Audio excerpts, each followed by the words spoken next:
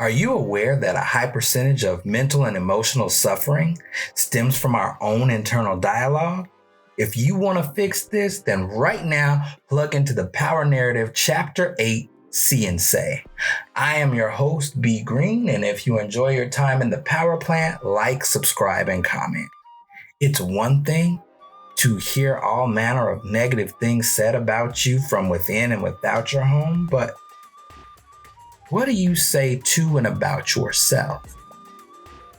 What are the conversations that occur within your physical address, the one your soul lives at? There was a time, way before my lowest point, that I was looking for help in all these external places for my internal issues. And one day my auntie turns to me and she says, "Sounds to me like you need self-help." Hearing these words were terrifying to me at the time because right then and there, I just didn't feel like I was capable of doing that. I felt like I was sinking. And as time went on, the negative words kept flowing. And then the thoughts that came after that just made me feel like I was sinking faster. Fear, worry, despair. I mean, the whole crew showed up. Everybody I had invited. Much later on, as things progressed from bad to worst, my auntie's words came back to me, along with a memory of when I was out in the ocean with a boogie board, and I had miscounted the waves, and I got knocked down and dragged under. And then I felt something grab my leg. Woo! I freaked out, thinking that like Jaws had got me. Then a calm came over me. I had the courage to look down and see what it was that had me. A piece of seaweed had wrapped itself around my leg, and it was in that moment that the reality of the situation sunk in. This was not a pool. These waves were still coming. There was no lifeguard on duty that could help me, and no one was coming. I remember the conversation that I had with myself in those quick moments that seemed like forever. I talked myself through it, unwrapped the seaweed from around my leg, and by the grace from above, I was able to get back to the surface, get some air, and swim back to shore. It was both my self-talk that was making my situation worse, that could have caused me to die, and also my self-talk that caused me to stop freaking out, calm down, get it together, and do what I needed to do to fight for my life. Remembering my auntie's words in that moment changed everything. If I could do that then, in the middle of the deep with the waves crashing on me, then I could do the same thing right now. I understood that all this happened so that I could see what I was made of and understand the power of my own words. Words are powerful, and they can be a double-edged. There's two sides to the story: the things that we build up and the things that we tear down. Now, both serve an important function, but like anything else, if you are unskillful in how to utilize what you have, you can do more damage to yourself than good. You can destroy what you should be building and defend what it is that you should be protecting yourself against. Becoming skillful with how you communicate with yourself is vital in changing the narrative. Start with a sincere promise to do better by yourself. And the first step is raising your awareness to your internal dialogue. I remember being a young child and my parents bought me a toy called a See and Say. It was a circular shaped toy with pictures all around the outer edge of the circle. In the middle, there was a dial in the shape of an arrow. You point the dial at the picture, and then you pull the lever or the string, and it will tell you what the picture is and what it sounds like. It was an educational toy. And the one that I had taught me about animals, some that I had never seen at that age. But when I did see them again on TV or actually in person, I had some point of reference of what they were and what they sounded like. We've believed so many falsehoods and heard so many negative things about ourselves that we say we don't believe. But when faced with certain cues, we're triggered with emotional responses that prove otherwise. We can be so beat down by the negative imagery and the negative things that we hear that we have forgotten who we are and what we sound like.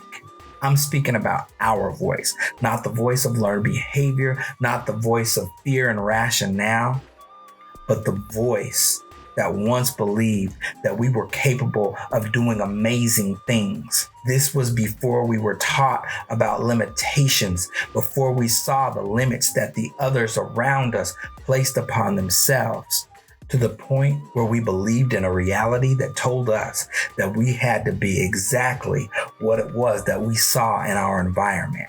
It's conditioning of a negative nature. Don't try because you might get hurt. Don't try because it didn't work out for me. My dad used to pick with me because I always used this verbiage. See what I'm saying? Whenever I was trying to make a specific point, and he would say, I heard what you saying, but I sure ain't see it. This is the point. You have a vision, and in order for that vision to come into fruition, you have to see it and say it. I'm speaking directly about the vision that you have when you see yourself, what you believe that you're capable of, even if no one believes in it yet or in you. I was encouraged recently to hold the vision.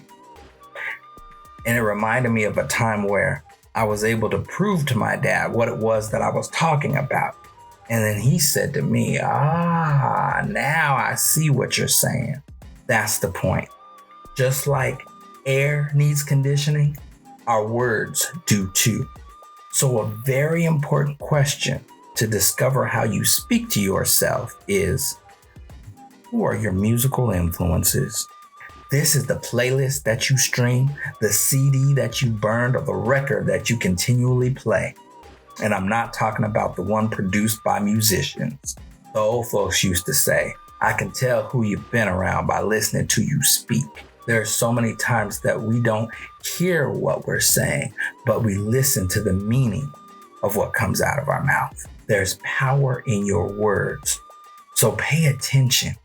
Raise your awareness to what it is that you're saying and how you're conditioning yourself. What is your self-talk like? What's on your playlist? What's constantly on rotation in your mind? Thoughts affect mood, affect speech, and we speak things into reality. We are sponges, students of life, and we soak up whatever it is that we're immersed in. And when, not if, but when the pressures of life squeeze us, no matter how it is that you pretend you're one thing, what's in there is sure to come out. If you don't like what comes out under pressure, change your musical influences. Immerse yourself into things that excite you, things that inspire you, things that cause you to grow, things that spark you to become the most excellent version of yourself that there is. Now, you see, there's power of suggestion and power of influence. Power of suggestion is strong, but the power of influence, now that's stronger. I could suggest something positive, but the effect of what it is that I'm suggesting depends on the power of what's influencing you. Extreme example. If you're prone to drinking alcohol, I could suggest to you that you allow somebody sober to drive you home. The effect of this suggestion is more likely to be received better when you're sober than when you're under the influence of alcohol. The power of alcohol's influence may limit the power of my suggestion. You may just be sloppy, but you tell yourself, nah, I'm good. How many times have we told ourselves that we're good when we're really not? Especially when we're under the influence of, pride, which comes right before destruction. Increase the awareness of your musical influences, and then you might understand why the power of positive suggestion isn't yielding the desired results in your life. To grow, I had to reposition the naysayers. And I say reposition because there's some that can and should be removed, and there's others that you have to place at a safe distance so you can make room to grow, to re-educate and rebuild yourself. Not everyone that's a naysayer is your enemy.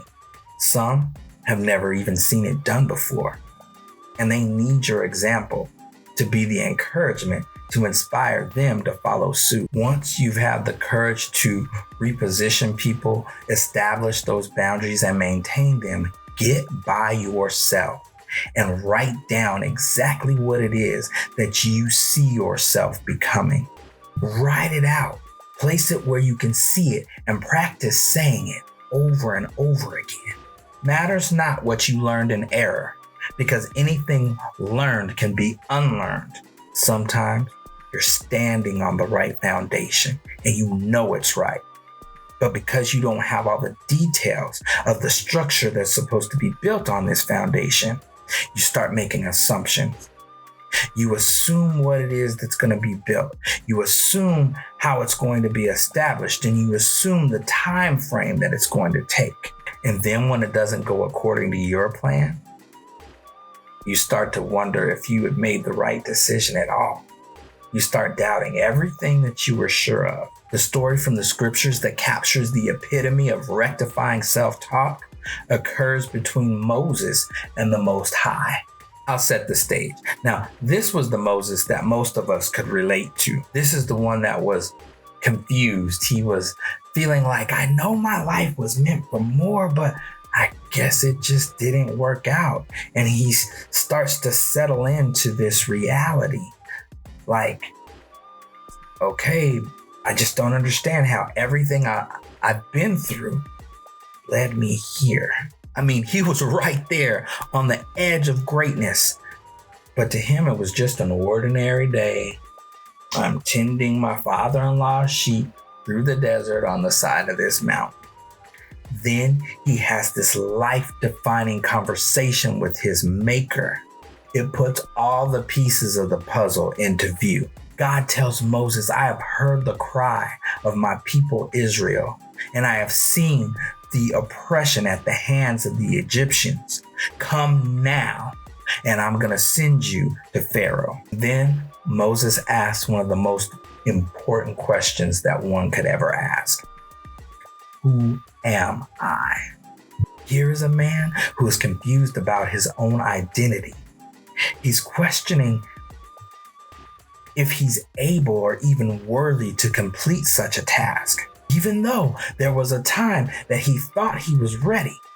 But now when confronted with the truth, confronted with the purpose and the reason for everything he's been through, he now finds himself unsure and unready.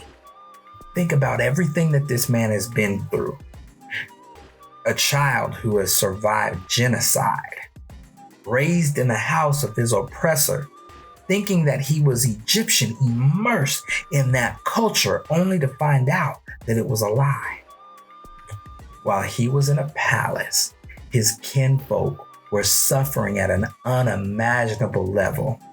And when he does what he thinks is right to defend them, the very next day, his own turn it right back on him.